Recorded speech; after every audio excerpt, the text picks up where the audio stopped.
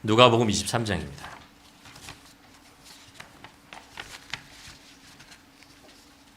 누가복음 23장 32절부터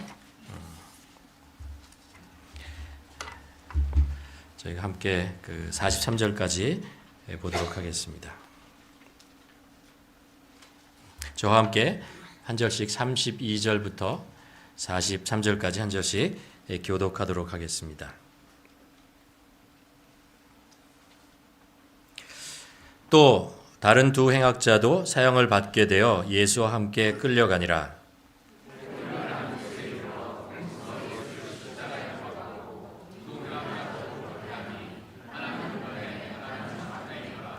이 예수께서 이르시되 아버지 저들을 사하여 주옵소서 자기들이 하는 것을 알지 못함이니이다 하시더라. 그들이 그의 옷을 나눠 제비 뽑을 때새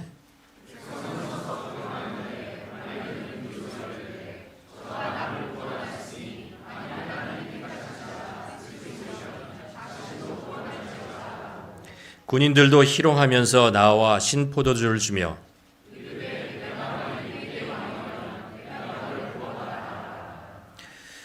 그의 위에 있는 유대인의 왕이라 쓴 패가 있더라.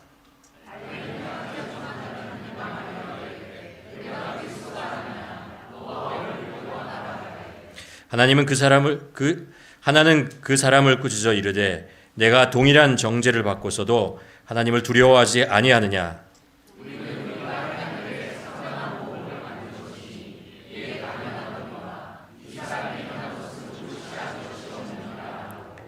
이르되 예수여 당신의 나라에 임하실 때에 나를 기억하소서 하니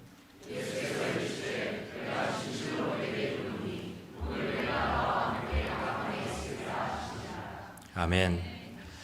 우리가 절기상 종려주일입니다. 종려주일은 이제 예수님께서 예루살렘 성에 입성하실 때 많은 사람들이 예수님께서 왕으로 임하실 것을 기대하면서 종려가지를 흔들며 예수님을 환영했던 그런 것들을 이제 우리가 기억하는 시간입니다. 종려가지를 흔들면서 막 기뻐하고 흥분합니다. 호산나 왕으로 오실니요. 이렇게 막 흥분하죠. 그러다가 며칠이 지나면 이 소리가 변하게 됩니다. 그 많은 사람들의 소리, 물론 같은 동일한 사람은 아닐지 모르지만 그 군중 속에서 들려오는 소리는 이런 것이었습니다. 저 사람을 십자가에 못 박혀 죽이라 라는 그런 말씀입니다. 우리는 이것이 분명히 동일한 사람이 동일한 입에서 나오지는 않았을 것이다 라는 생각을 하게 됩니다. 그러나 또 이 말씀을 가만히 묵상하다 보면 우리들의 목소리도 이렇게 될 때가 있습니다. 때로 하나님을 향해서 우리가 호산나 외치고 하나님을 높여드리는 그런 찬양을 하고 고백하고 이러다가 우리 삶의 어떤 부분에 가서는 하나님 왜 이러십니까? 하나님 섭섭합니다. 이럴 수는 없죠. 이렇게 하면서 오히려 하나님에 대해서 실망과 어떤 아픔 같은 것 이런 것들을 이렇게 내어놓으며 마치 우리 주님과 거리가 갑자기 홍해와 같은 거리가 있었던 것처럼 그렇게 하나님과의 거리를 느끼는 때가 있는 것 같습니다. 우리가 이 한 주 동안에 이번 주 한 주 동안에 우리 고난 주간을 보내면서 시편 22편 그리고 이사야서 53편을 이제 묵상하게 됩니다. 주보를 참고하셔도 되고 아니면 여러분 주반나 그 교재에서 그 묵상집에서도 그렇게 나아가죠. 그 속에서 우리가 한 주 동안에 예수님의 그 십자가를 한번 묵상해 보는 시간을 여러분 함께 가지려고 합니다. 과연 예수님은 나의 전부인가? 라는 그런 질문을 한번 해보았으면 좋겠습니다. 근데 그 질문은요, 사실 우리가 이것을 깨달느냐 안 하느냐에 달려 있어요. 뭐냐 하면 예수님께서 우리를 위해서 전부를 주셨는가? 라는 것들을 우리가 깨닫게 되면 예수님께서 우리에게 전부를 주셨다는 것을 알면 예수님이 우리의 전부라는 것을 알게 됩니다. 그러면 우리가 우리에게 온 구원이 얼마나 소중하고 그리고 값진 것인가를 우리가 고백할 수 있게 되는 거죠. 우리가 이 시간에 한 주 동안에 우리가 가만 돌아보며 정말 예수님은 우리에게 예수님의 전부를 주셨는가? 하나님은 정말 우리를 사랑하셔서 하나님의 전부를 주셨는가? 라는 것들을 묵상하며 한번 지내는 그런 시간이었으면 좋겠습니다. 오늘 이 시간에 우리가 예수님께서 십자가에 못 박혀 죽으신 그 주위에서 일어났던 사람들의 이야기들, 그 사람들의 외침, 그 사람들의 생각들, 그 사람들의 신앙 고백들 한번 살펴보면서 나는 그 십자가를 바라보면서 어떤 신앙 고백을 하고 있는지, 어떤 외침의 소리를 그 십자가를 향해서 던지고 있는지 한번 우리 자신을 돌아봤으면 좋겠습니다. 우리가 살면서 십자가에 대한 이야기를 듣고 예수님에 대한 이야기를 듣죠. 그러면서 어느 시점에, 어느 순간에 어쩌면 우리가 주님을 향해서 주님은 나의 주인입니다 라고 고백하고 주님은 나를 위해서 죽으셨습니다 라고 고백했을 때가 있었을 것 같습니다. 그런데 또 어느 시점에 가면 마치 주님이 나와 관계없는 것처럼 내가 주님의 주위의 언저리에만 있는 사람인 것처럼 그 십자가를 보면서 무덤덤하고 아무 감동도 없고 지나갈 때가 있는 것 같습니다.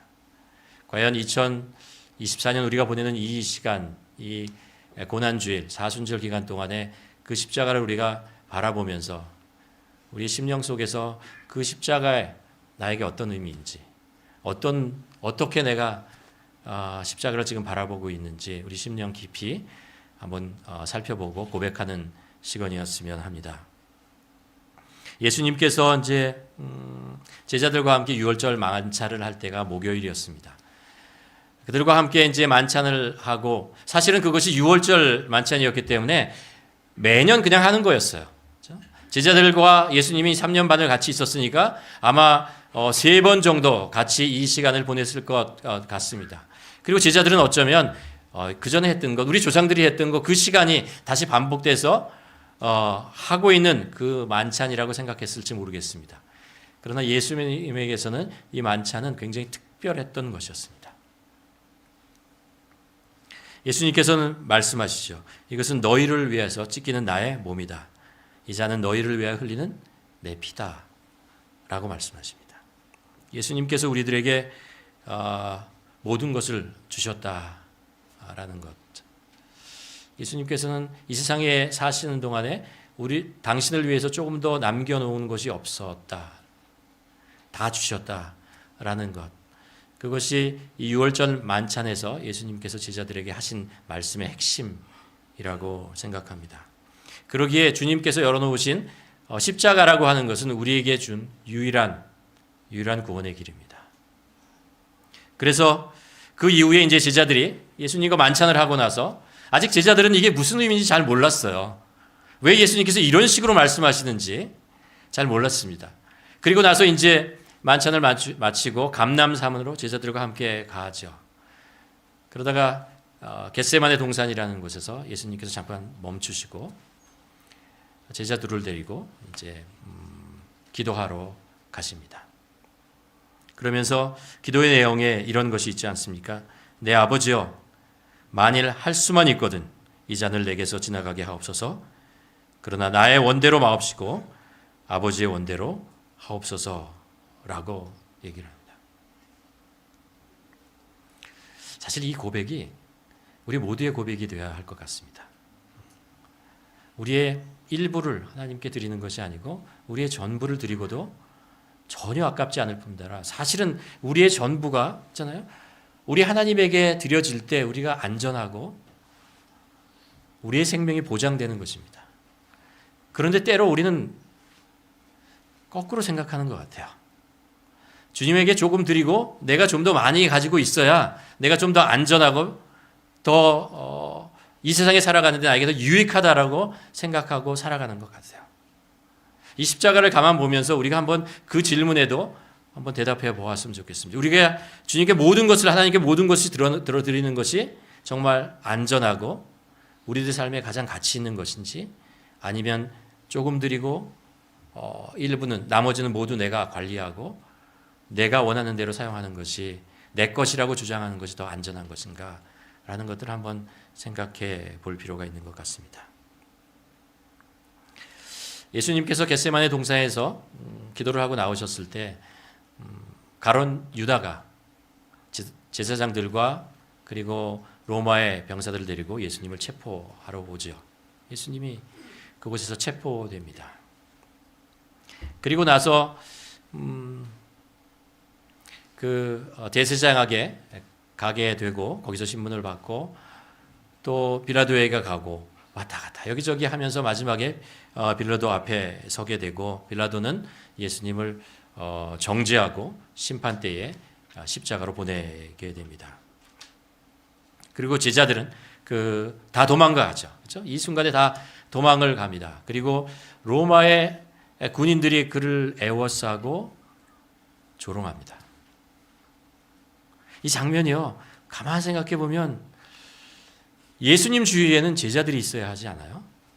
예수님 주위에서는 예수님을 사랑하는 사람들이 예수님의 말씀에 정말 그게 가치를 알고 소중히 여기는 사람들이 그 주위에 있어야 하는데 어쩌다가 예수님 주위에 예수님의 누구신지도 모르고 예수님의 말씀의 가치도 모르는 사람이 애워싸고 예수님을 조롱하고 희롱하고 그리고 고통을 주고 이런 일이 발생하는가?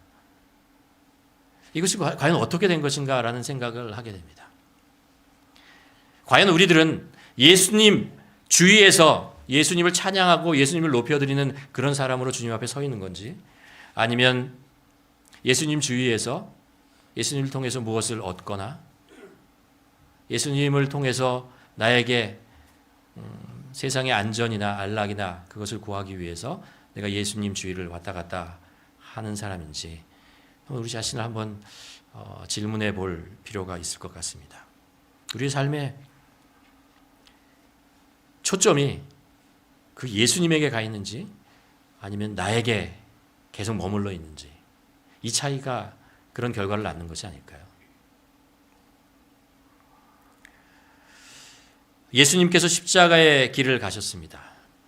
군인들에게 조롱을 당하고 옷을 찢기고 채찍을 맞고 그리고 고통스럽게 이제 골고다 언덕을 올라갔습니다.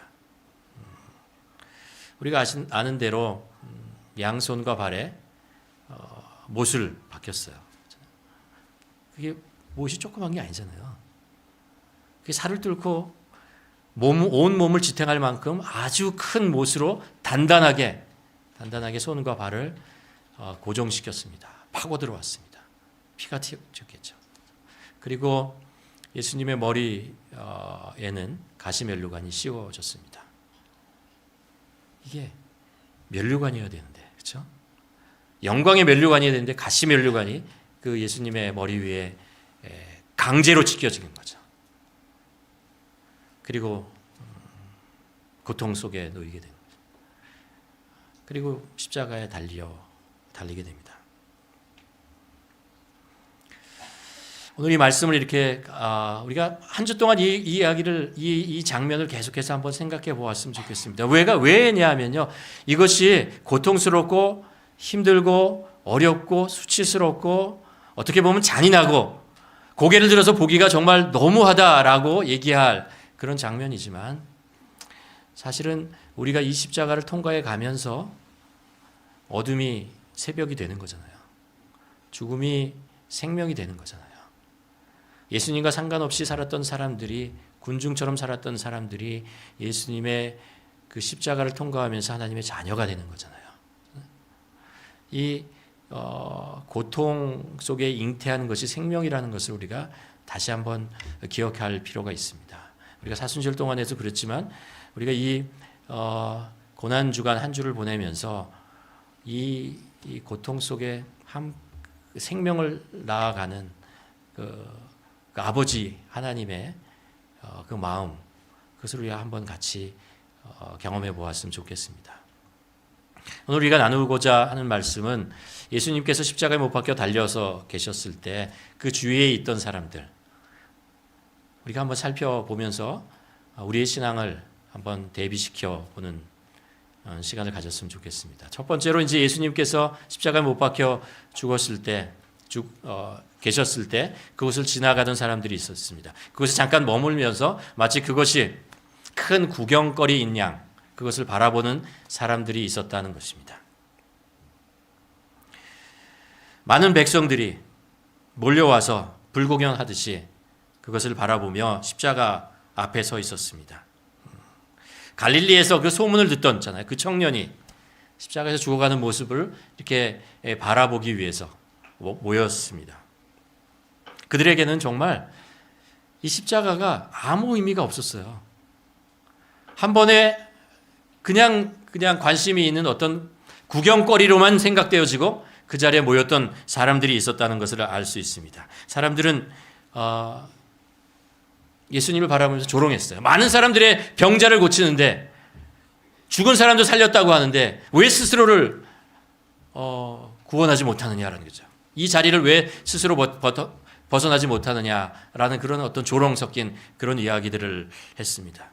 많은 사람의 생명을 살렸다고 하는데 왜 자신의 생명은 구원하지 못하느냐라는 이야기를 합니다. 그 중에는 사실 예수님께서 하셨던 이적 있잖아요. 예수님께서 쪼개셨던 그 빵, 그것을 먹고 경험했던 사람들도 있었을지 모르겠어요. 그런데 많은 사람들이 등을 돌리고 예수님을 계속해서 구경꾼으로 예수님을 바라보는 그런 장면을 보게 됩니다. 우리가 예수님께서 그 공생애를 하고 있는 동안에서도 많은 제자로서 예수님께 가까이 온 사람도 있었지만 늘 예수님과 적당한 거리를 두고 있던 소위 말하는 무리라는 사람들이 있었잖아요.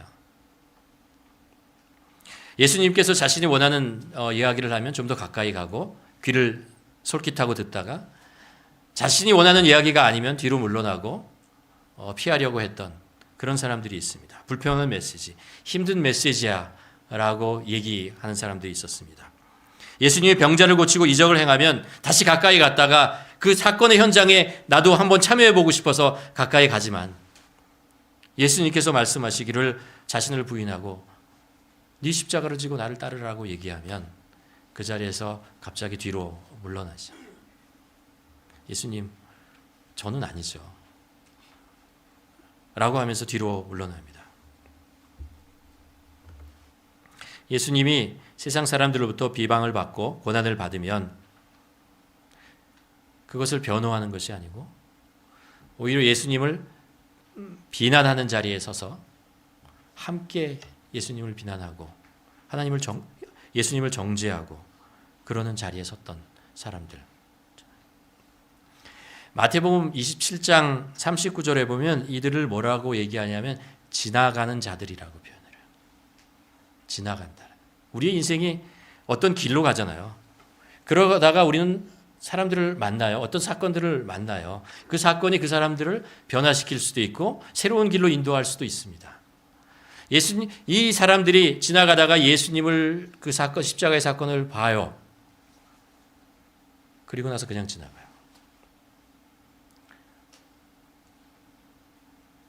예수님의 길은 나의 길과 다르고 내가 가야 할 그 길은 예수님이 가려고 하셨던 그 길과 다르기 때문에 내가 툴툴 털고 그냥 내가 원하는 길로 가던 사람들이었다고 합니다.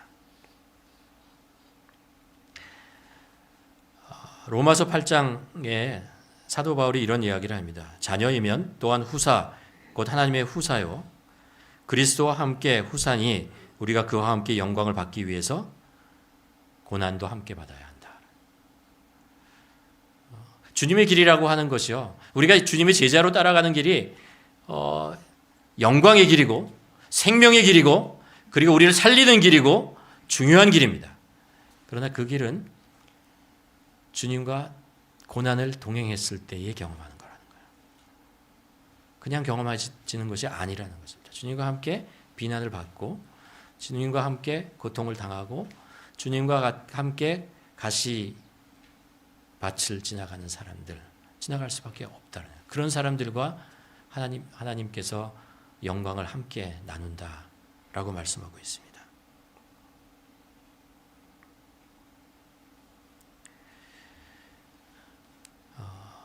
많은 사람들이요 스쳐 지나갔어요. 그냥 가버렸어요. 지나가 버렸어요. 들리긴 들렸는데 그 메시지가 심장에 가슴에 남아있지 않아요. 그리고 지나가 버렸다는 거예요. 그런 사람이 있었다는 겁니다. 두 번째로 그 십자가 현장에 있었던 사람이 누구냐 하면 예수님의 죽음을 적극적으로 죽음에 참여했던 사람들이에요. 처음에 제사장, 바리새인, 종교 지도자 뭐 이런 사람들이 있었잖아요. 그리고 자신들의 그런 거죠.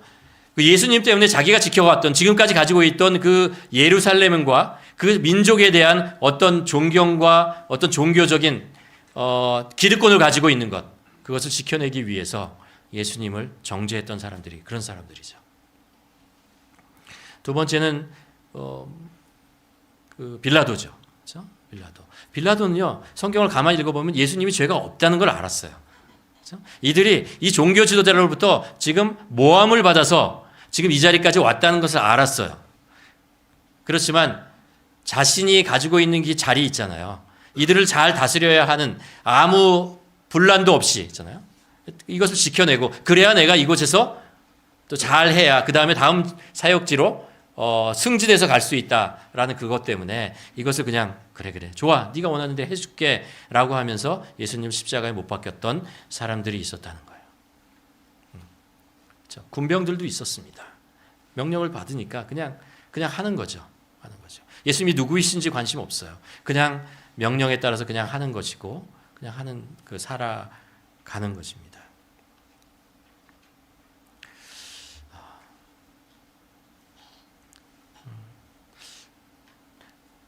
예수님이 우리보다 중요하신 분 아니에요?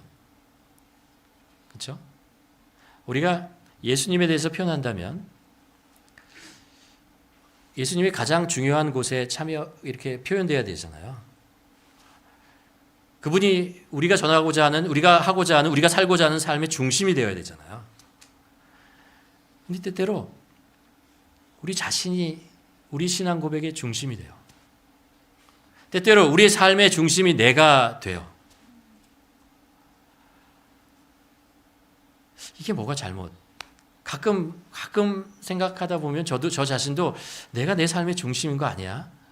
내가 찬양하고 이런 모든 것들을 하며 살아가는 모든 것의 중심이 내가 된 거 아니야? 마치 지구가 있잖아요. 지구가 모든 것의 중심이라고 생각하는 것처럼 살아가는 것처럼 내가 중심이고 나의 삶 속의 중심이어야 되니까 내 삶이 복되어야 하니까 하나님이 필요하고 교회가 필요하고 무엇이 필요한 것처럼 살아가는 것이 아닌가. 여러분 우리가 살아가는 동안에 많은 필요한 것들이 있어요. 그렇죠? 그러나 적어도 우리 주님은 우리의 필요 때문에 존재하는 분이 아니라는 것을 우리가 고백해야 합니다.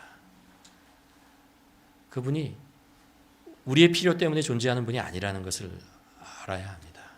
오히려 그분은 우리를 살리시기 위해서 우리에게 오셨고 우리의 이 세상을 창조하시고 이 세상을 다스리시는 분이라는 것을 우리가 인정해야 됩니다. 우리는 하나님을 우러러봐야 하는 존재이지 하나님을 우리의 삶의 같은 레벨에 놓고 하나님을 평가하거나 우리의 삶의 밑으로 내리는 그런 일들은 하지 말아야 하는 거죠. 우리 때문에 우리의 생존 때문에 그렇게 할 수는 없는 거죠. 그렇죠?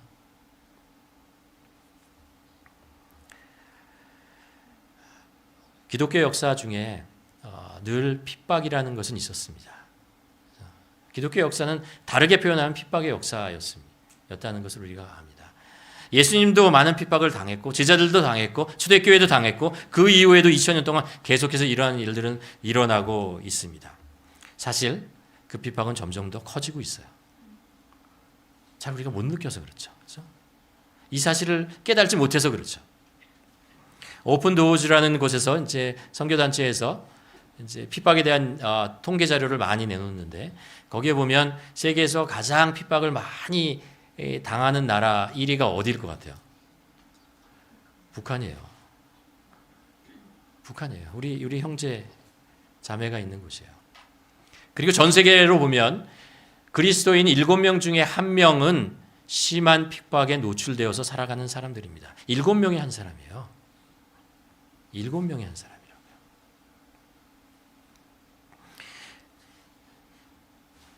숫자로 계산하면 3억 6,500만 명 정도 돼요. 캐나다 인구의 10배 정도 되는 사람들이 그냥 불리하게 사는 것이 아니고 그런 것이 아니고 핍박이라고 하는 것, 노출되어서 살아가는 사람이 캐나다 인구의 10배가 되는 사람들이 살아가고 있다라는 것입니다.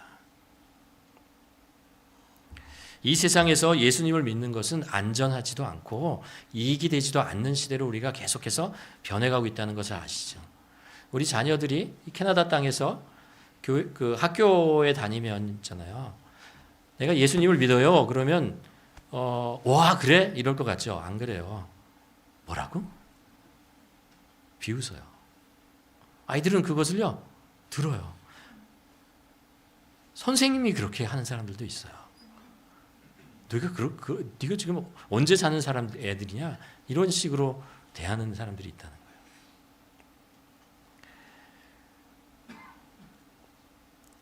세상에 사는데 믿음이라고 하는 것, 우리 신앙이라는 것은 결코 우리를 이 세상에서 더욱더 편하고 성공하게 만드는데 도움이 되지 않아요. 아는 경우가 훨씬 더 많아요. 오히려 그걸 숨기고 밝히지 않는 것이 더 유리하게 살 수 있는 그런 시대에 우리가 살고 있다는 것을 우리가 알아야 합니다. 여기에서 이제 질문을 해봐야 돼요.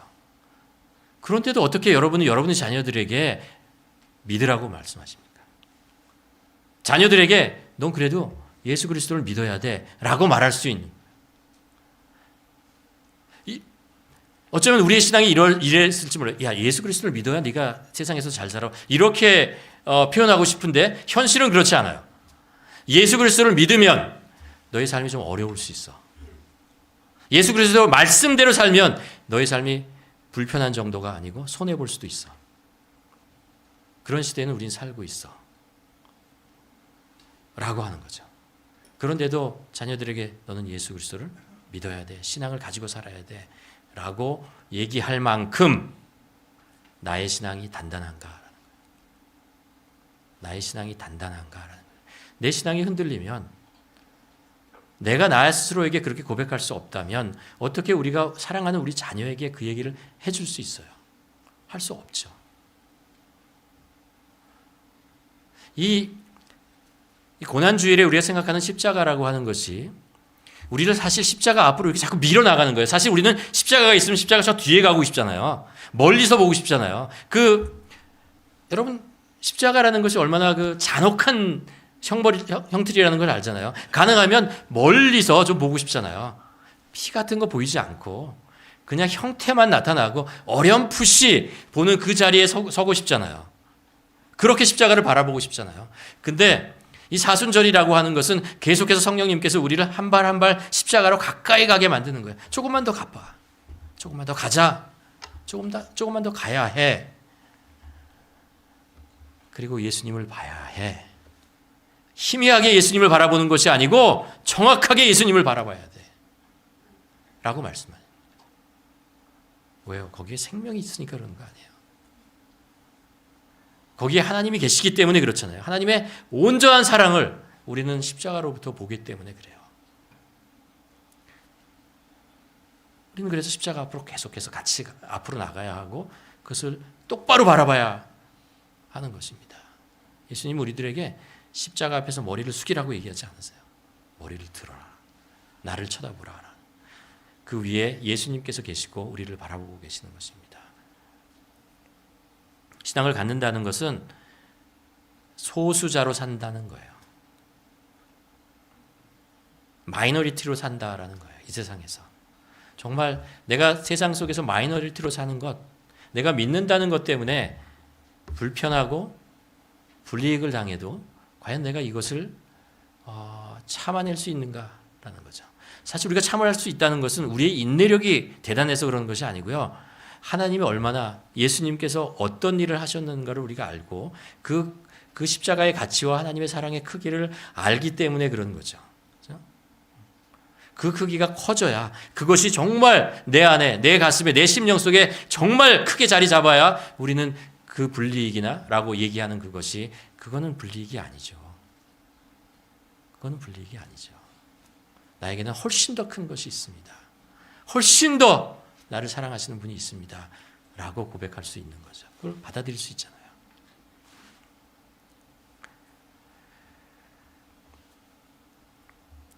세 번째로 그 예수님의 십자가에 있던 주위에 있던 사람들, 예수님과 함께 십자가에 달렸던 사람들이 있어요. 그렇죠? 한 사람은 둘 다 죄인이에요. 그렇죠? 둘 다 죄인이에요.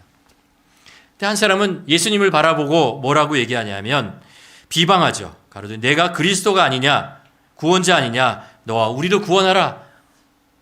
좀 얄밉지 않아요? 왜 자기를 구원하라 그래요? 그렇게 얘기하면서 예수님을 조롱하고 비방하는 사람이 있다는 것을 봅니다. 그런데 그 옆에 있던 다른 사람들은 다른 이야기를 해요. 내가 동일한 죄를 저었는데도 그 상대방을 향해서 얘기하는 거죠. 하나님을 두려워하지 아니하며 우리는 우리의 행한 일에 상당한 보응을 받는 것이니 당연하다라는 것입니다. 그러나 저분은 아니다라고 얘기하는 것입니다. 놀랍지 않아요? 놀랍지 않아요? 이 사람 죄인이에요. 십자가에서 죽을 만큼 죄인이에요. 누가 봐도 죄인이었다는 거예요. 그런데 이 사람이 구원을 받아요. 그 당시에 있는 유대인 누가 봐도 이 사람은 죄인이고 누가 봐도 십자가에 죽는 게 당연하다고 생각하는 사람이었는데 단 한마디 때문에 그래요. 단 한마디가 예수님, 제가 죄인입니다. 당신은 죄인이 아니죠. 당신은 이 자리에 있을 분이 아니시죠. 그러나 나는 죄인입니다. 십자가에 죽을 존재입니다. 라고 고백해서 그래요. 저를 구원해 주십시오. 나는 죄인입니다. 이 한마디가 예수님을 하여금 이를 구원하게 하셨어요. 하나님께서 구원하셨어요. 십자가라고 하는 것은요, 우리가 얼마나 큰 죄인이라는 것을 깨닫게 하는 거예요. 예수님께서 그 고통스럽게 죽으시잖아요. 늘 이 십자가라는 것을 우리가 묵상하면서 제가 말씀드리는 것이 이것입니다. 예수님께서 좀 더 멋있게 고상하게 죽으실 수 있었는데, 그렇잖아요. 어차피 대속으로 죽는다면, 대신 죽는 거라면 좀 더 멋있게, 좀 더 우아하게 그렇게 죽으실 수 있는데, 예수님께서 인간들이 고안해낸 그 당시에 가장 잔인하고 가장 힘들고 가장 고통스러운 방법을 주님께서 선택하신 거예요. 예수님께서 선택하신 거예요. 성전 위에서 멋있게, 있잖아요. 멋있게 뛰어가면 내가 너희를 구원한다라고 얘기하면서 성전에서 이렇게 낙하하시듯이 도가실 수도 있었겠죠. 그렇게 안 하셨어요. 죄인들, 가장 극악한 죄인들이 죽는 그 자리에 예수님께서 서셔서 가장 고통스럽고 가장 수치스럽고 그 모습으로 죽어 가셨다라는 거예요. 두 가지 의미가 있다고 생각합니다. 하나는 그렇게 극악무도한 죄인도 나는 구원할 수 있다라는 거예요. 나는 용서할 수 있다라는 것입니다. 회개하면 용서할 수 있는 그런 분이다라는 거예요. 하나님의 사랑이 얼마나 크냐. 두 번째는 죄라고 하는 것의 끝이 얼마나 고통스럽다라는 거예요. 죄의 끝이 얼마나 고통스럽고 힘들고 어렵다는 것을 예수님께서 직접 보여주신 것입니다. 그러니 너희들은 오지 마. 오지 말아야 한다. 내 사랑하는 자녀들이야. 너희는 이 자리에 오지 말아야 된다. 회개하라. 내가 너희들 대신 죽고 너희들의 생명의 길을 열어주니 너희는 여기 오지 마. 이 십자가 위에 올라가지 마. 내가 너희를 위해서 죽는다. 누가 다른 사람을 위해서 십자가에서 죽을 수 있겠어요? 예수님께서 여러분 한 사람 한 사람을 위해서 저를 위해서 십자가에서 죽으셨다라는 것입니다. 옆에 있는 강도가 그것을 알았는지 몰랐는지 모르겠어요. 그러나 적어도 이건 알았어요. 이 십자가 얼마나 고통스럽다는 것은 그 강도는 알았어요. 이 고통, 죽음의 고통이 얼마나 크다라는 것은 그 강도는 알았어요. 그리고 마지막으로 지푸라기를 잡는 것처럼 그분을 잡은 거죠. 그래도 예수님께서 용서해 주세요. 그래도 용서해 주신다라는 거예요. 그게 하나님의 사랑이라는 것을 알고 그것을 받아들여야 하는 것입니다. 예수님 주위에 있던 구경꾼들은 자신들이 죄인임을 알았지만 그것을 회개하기보다는 회피한 사람들이었어요. 왜 회피했을까요? 내가 죄인이지만 죽을 정도는 아니다라는 거죠. 그 정도는 내가 아니야. 라고 생각했는 거죠. 나의 삶은 이 세상에서 좀 더 오래 살 수 있는 가치가 있는 삶이야 라고 생각했을지 모르겠죠. 그래서 그 자리를 회피해서 간 사람이죠. 대제사장이나 빌라도는 자신이 회개하는 것보다 자기 스스로는 의인이다. 나는 의인이야. 그럴 필요 없어. 라고 믿었던 것이죠. 십자가의 주위에 있는 사람들이 대부분이요, 예수님께서 십자가에 못 박혀 그렇게 가혹하게 죽어가시는 모습을 바라보면서 예수님을 불쌍히 여겼어요. 근데 사실은 예수님께서 십자가에 달리셔서 그 주위에 있는 사람들을 바라보면서 불쌍히 여기셨어요. 너희들이 불쌍한 거야. 너희들이 눈물을 흘려야 되는 거야. 라고 말씀하고 계시는 거예요. 그걸 몰랐죠. 누가 생명의 길로 가고 누가 멸망의 길로 가는지 모르고 있는 거죠. 오직 하나님만이 아시는 거예요. 십자가라고 하는 것은 우리가 생명의 길이 아니고 멸망의 길로 가는 것을 막으시고 우리에게 생명을 주시기 위해서 주님께서 십자가에서 죽으신 거잖아요. 그게 십자가예요. 우리가 착각해요.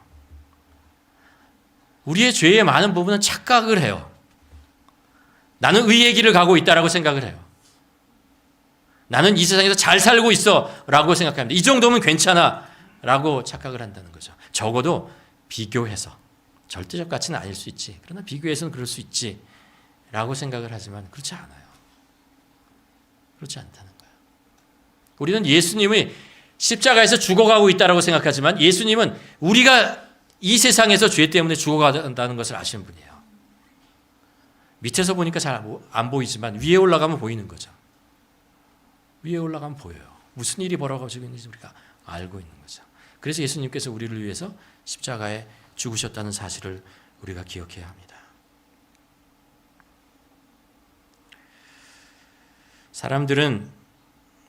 우리들은 자신의 죄로 깨달아야 합니다. 자신이 십자가에 죽어야 하는 죄인임을 인정해야 됩니다. 그래야 우리가 회개할 수 있어요. 저 자리가 예수님이 있을 자리가 아니고 내가 있어야 될 자리라는 것을 깨달아야 합니다.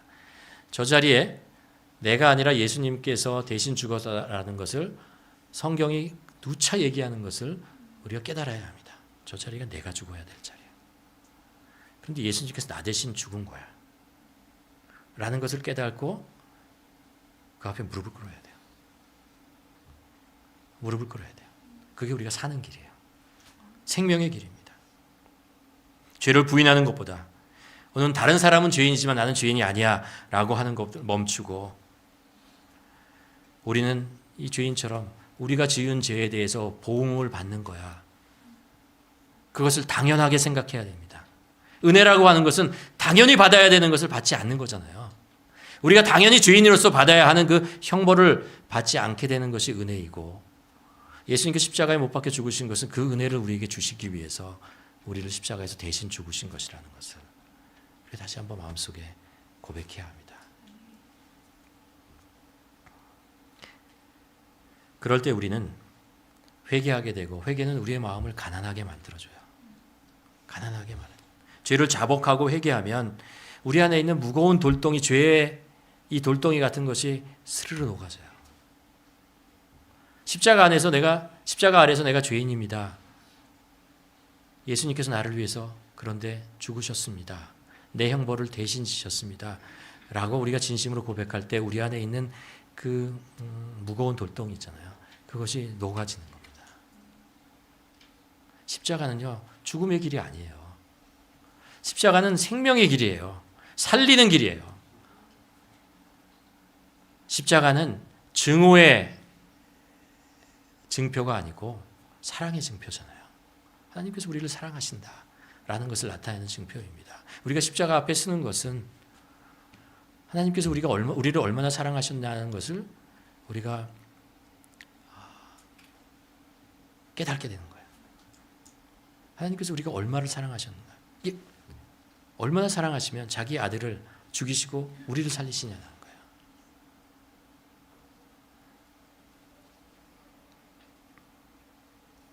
그래서 우리가 십자가를 이 고난주간을 보내면서 십자가 앞에 우리 한번 서볼 필요가 있습니다. 매일 조금씩 쓰면서 그 자리가 정말 회개의 자리가 되기를 원합니다. 회개하는 자리. 여러분 여기에 계신 대부분의 모든 분들이 예수 그리스도를 믿는 분이라고 믿습니다. 그렇죠? 예수님께서 우리의 구주시고 우리 위해 십자가에 죽으시고 우리를 살리셨다라는 것을 믿죠. 믿습니다. 그러나 우리가 다시 한번 고난주의를 이렇게 보내면서 우리가 다시 한번 생각해야 할 것은 그분이 나의 구원자이시라는 것을 다시 한번 고백해야 합니다. 그분 안에 나의 생명이 있다라는 것을 고백해야 됩니다. 그분이 나를 살리셨습니다. 우리를 살리셨습니다. 우리는 그분 때문에 살았고 그분 때문에 지금 하나님을 예배하고 또 그분 때문에 우리가 이 세상을 살아갈 수 있는 것입니다. 여러분 한 주간 동안 살아가며 우리가 다음 주가 되면 부활의 기쁨을 우리가 나눌 것 같아요. 그렇죠? 그러나 우리가 지나는 이 몇 날 동안에 우리가 회개의 자리로 한번 나아갔으면 좋겠습니다. 우리가 정말 주님 앞에 회개할 것이 또 있다면 우리 다시 한번 회개했으면 좋겠습니다. 이스라엘 백성들이 우리가 느헤미야 같은 거 읽어보면요, 회개의 메시지를 막 전하잖아요. 회개하잖아요. 근데 그 회개가 어디서부터 시작하냐 하면요, 자기의 살고 있는 그때가 아니고요, 저 조상들이 지었던 그 이전의 죄로부터 계속해서 얘기를 해요. 그것이 마치 자기가 지은 것처럼, 자기가 하나님 앞에 잘못하는 것처럼 그렇게 정말 눈물로 3시간씩 기도하고 그리고 회개하는 것들을 보게 됩니다. 여러분, 우리도 우리의 조상들을 위해서, 우리의 친구들을 위해서, 우리 주위에 있는 사람들을 위해서 우리가 회개의 눈물을 흘려야 할 필요가 있습니다. 그리고 그들을 위해서 기도하고 용서를 구하고, 그리고 우리에게 십자가에서 다시 한번 우리가 생명을 얻게 하여 주시옵소서. 이 생명의 가치와 이 생명의 기쁨과 이 생명의 찬양을 하나님께 우리 전심으로 주님 앞에 드릴 수 있는 우리 모두가 되게 하여 주시옵소서. 기도해야 될 것입니다. 이런 바라기는 그렇게 우리가 한 주 동안에 주님 앞에 나아가, 십자가 앞에 나가 보내는 그런 복된 시간 될 수 있도록 살아가기를 주님의 이름으로 간절히 축원합니다. 기도하시겠습니다.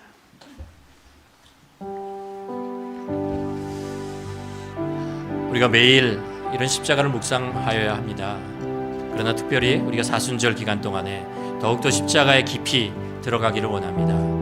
또 그 사순절 기간 동안 중에서 이 고난주간, 이 한 주간 우리가 좀 더 십자가에 앞으로 깊이 들어갔으면 좋겠습니다. 우리가 함께 이제 시편 22편과 그리고 이사야서 53편을 우리가 함께 묵상하며 한 주 동안 살아가면서 주님, 십자가가 우리에게 어떤 의미인지, 왜 주님께서 우리에게 십자가에 그 생명으로 우리를 살리셔야만 했는지 고백하며 감사하며 하루하루 지내는 시간 되기를 바라면서, 이 시간 주님 다시 한번 우리가 주님 앞에, 십자가 앞에 주님 앞에 나와 우리 죄를 고백하고 용서하시는 주님의 은혜를, 말씀을 듣는 시간을 바랍니다. 함께 기도하시겠습니다.